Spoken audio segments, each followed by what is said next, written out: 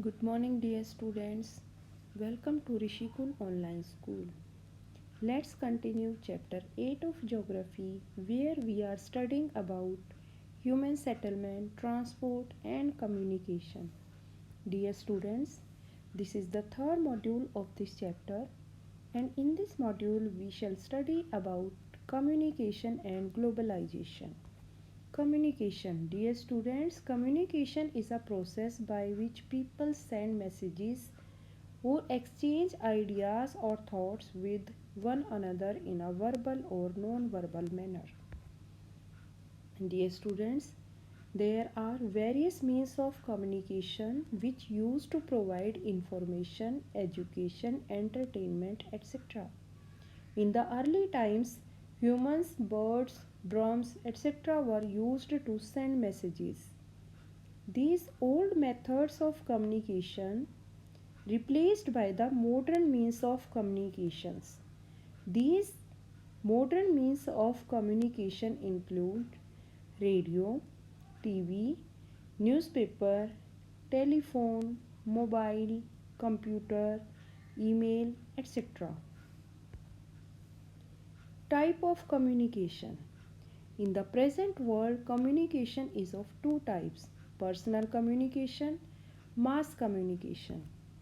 Personal communication means communication between sender and receiver.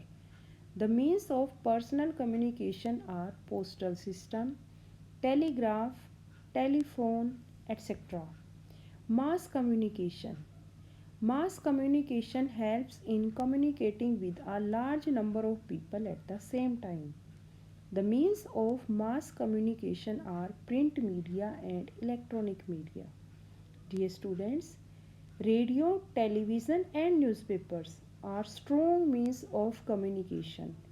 They provide information to a large number of people since they communicate with a large number of people at the same time. So they are often called mass media. Satellite communication. An artificial satellite is a man made object which revolves around the earth.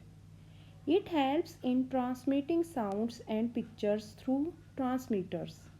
A satellite acts as a bridge between different countries of the world. Today, education satellites are used to educate students on a large scale. Let's talk about globalization. Dear students, there was a time when most regions were economically self sufficient. Locally produced food, fuels, and raw materials were generally processed for local consumption.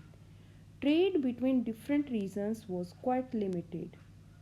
Today, the economies of most countries are so interconnected that they form part of a single interdependent global economy.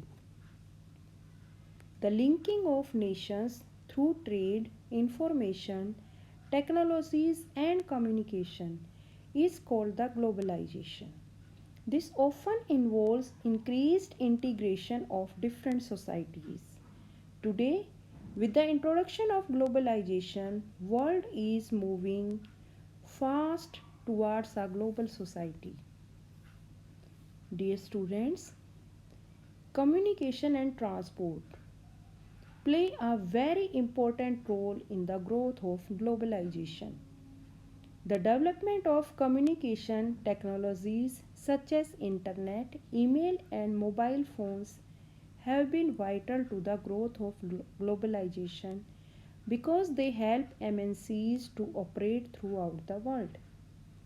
The development of satellite TV channels such as Sky and CNN have also provided worldwide marketing avenues for the concept and products of globalization.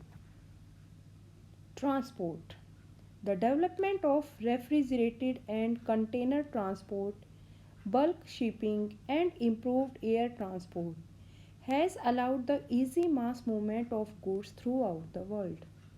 This assists globalization. Dear students, the basic idea of a global society is to increase interconnectivity of people, services, and institutions across the world.